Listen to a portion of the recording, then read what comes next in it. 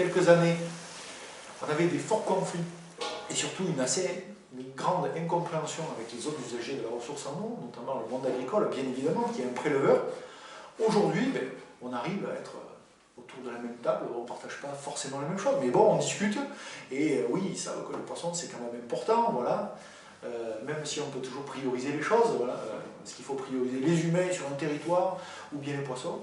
Voilà, nous on pense qu'on peut faire les deux, quoi. Notre préoccupation, c'est ça, c'est d'essayer de veiller au respect des équilibres. Et on sait qu'on est dans un bassin qui est fortement contraint, dans lequel il y a aujourd'hui des situations de déficit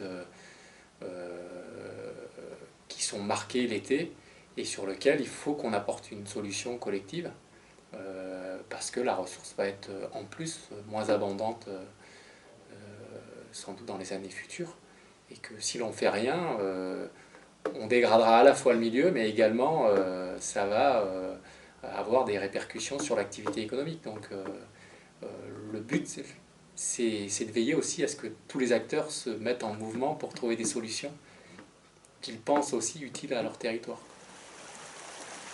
Les premières actions que nous avons pu réaliser sur le bêche, par exemple, ça a été un travail plutôt réglementaire cette fois-ci, un travail sur ce qu'on appelle les débits réservés.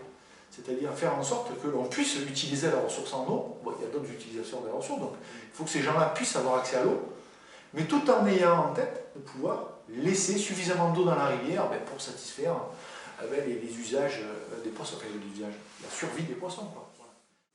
Nous, du côté de la profession agricole, on s'est engagé à baisser nos prélèvements d'eau et à retravailler de façon collective les prélèvements d'eau à l'échelle du bassin versant du Bêche, donc qui part de Luce-la-Croix, Trabou jusqu'à Sisteron.